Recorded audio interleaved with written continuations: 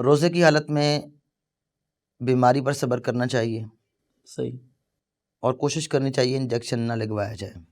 صحیح، کیونکہ ہر شبے سے بھی بچنے کی کوشش کرنی چاہیے، اور جتنی بھی تقوی کی معیار پر احتیاط ہو سکتی ہے اتنی احتیاط بھی کرنی چاہیے۔ صحیح، لیکن کچھ انجیکشن ایسے ہوتے ہیں جن کو ہم اینٹی بائیوٹک کہہ سکتے ہیں، جن کا خوراک سے کوئی تعلق نہیں ہوتا، اور وہ رگوں میں پہنچ کر کوئی تقویت بھی نہیں پہنچا رہے ہوتے، صرف اور صرف وہ کچھ بیکٹیریاز کم کرنے کے لیے ہوتے ہیں یا کوئی بیماری کو کنٹرول کرنے کے لیے ہوتے ہیں، اس سے خوراک سے کوئی تعلق نہیں ہوتا۔ یا کورس ایک چل رہا ہوتا ہے کسی مریض کا، کوئی مریض کا کورس چل رہا ہے یا کوئی ایسی چیز، یعنی کوئی بھی انجیکشن ایسا ہے جس کا انسان کے جسم میں طاقت اور خوراک سے کوئی تعلق نہیں ہے، صحیح، تو اس ایسے انجیکشن کے بارے میں کوئی رخصت دی جاتی ہے،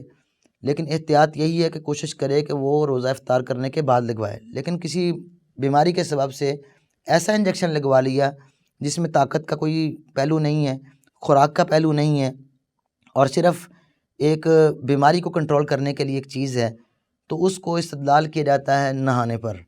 صحیح، نبی مکرم صلی اللہ علیہ وسلم روزے کی حالت میں نہائے ہیں، جی جی اور جسم میں مسام ہوتے ہیں، جی، تو یہ بات ایک پکی ہے کہ جب آدمی نہاتا ہے تو اس کو ایک سکون محسوس ہوتا ہے، بالکل، مسام کے ذریعے کچھ اس کے جلد میں چیزیں داخل ہو رہی ہیں، پانی داخل ہو رہا ہے، جی جی، تو اگر نہایا جا سکتا ہے تو اس پر کہتے ہیں کہ جی اگر ایسی چیز جلد کے اندر داخل ہو جاتی ہے جس سے اس کے کچھ نہ کچھ بیماری کنٹرول ہو جائے تو اس پر قیاس کرتے ہوئے اس کو جواز فراہم کیا جاتا ہے، تو اس لیے اس میں جواز کی حد تک ہم اس بات کو رکھیں گے۔ احتیاط اس میں ہے کہ بعد میں لگوا لے، لیکن اگر کسی نے ایسا انجیکشن لگوایا جو طاقت کا نہیں، خوراک کا نہیں، تو اس کو جواز ہم فراہم کر دیں گے۔